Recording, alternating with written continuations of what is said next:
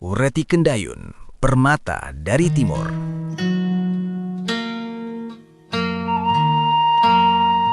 Bayangkan sebuah masa di mana hutan jati masih menyelimuti tanah Pasundan dan suara aliran sungai adalah musik harian bagi penduduknya.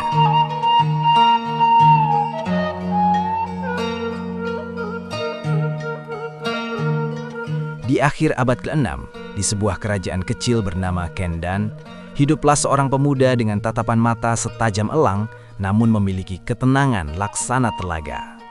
Ia adalah Ureti Kendayun. Ureti Kendayun tidak tumbuh dalam kemewahan yang melalaikan.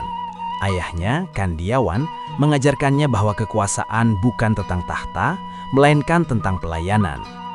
Saat ayahnya memutuskan untuk menjadi pertapa, resi guru, Ureti Kendayun menerima tongkat estafet kepemimpinan di usia muda. Kendan terlalu sempit untuk impian yang besar, pikir Ureti Kendayun. Ia melihat ke arah timur, ke arah matahari terbit, di mana sungai Citandui membelah bumi. Ia bermimpi membangun sesuatu yang bukan hanya sekedar pemukiman, tapi sebuah identitas baru bagi rakyatnya.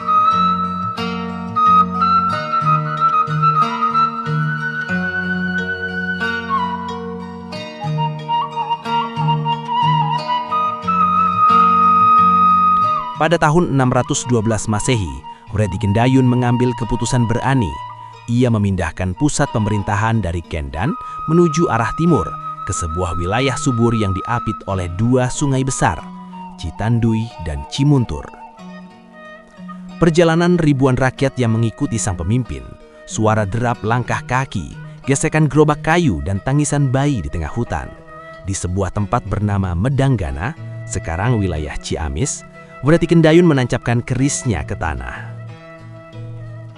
Di sini, di antara dua sungai ini, kita tidak hanya membangun tembok batu, kita akan membangun jiwa yang bersinar. Tempat ini akan kuberi nama Galuh, karena di hati setiap kalian ada permata yang harus dijaga. Namun, Galuh saat itu bukanlah negara merdeka. Mereka masih berada di bayang-bayang Tarumanegara, kerajaan raksasa yang mulai keropos dari dalam. Kabar duka datang dari ibu kota Tarumanegara. Raja Linggawarman wafat.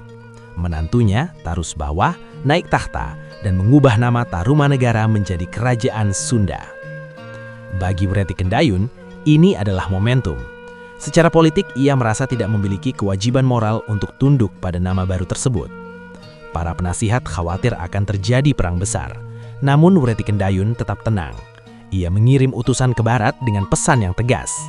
Galuh ingin berdiri di atas kakinya sendiri. Dunia menahan nafas. Akankah tanah Jawa Barat akan basah oleh darah saudara? Tarusbawa ternyata adalah raja yang bijak dan cinta damai.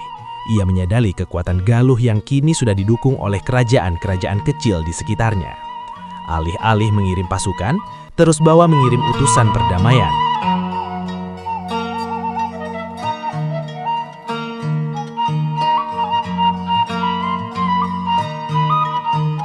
Pertemuan di perbatasan. Ureti Kendayun dan Tarusbawa sepakat membagi wilayah. Sungai Citarum menjadi saksi bisu pembagian kekuasaan. Sisi barat untuk Sunda, sisi timur untuk Galuh. Tanpa satu tetes darah pun, Galuh resmi menjadi kerajaan berdaulat.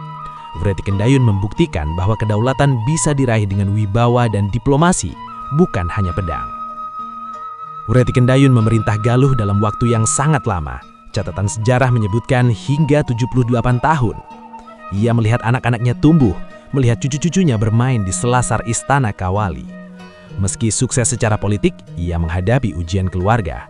Putra sulungnya, Sempak Wajah, tidak bisa naik tahta karena cacat fisik. Namun Ureti Kendayun dengan adil memberikan wilayah Galunggung untuk dipimpin anaknya itu sebagai resi. Ia menjaga harmoni keluarga agar tidak meledak menjadi perang saudara. Ureti Kendayun wafat pada usia 112 tahun dalam keadaan mangkat di Buwana, meninggal dengan tenang. Jenazahnya dipusarakan di tempat yang ia cintai.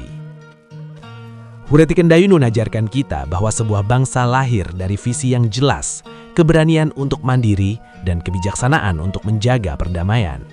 Galuh bukan sekedar nama kerajaan, Ia adalah simbol kemandirian jiwa masyarakat Sunda hingga hari ini.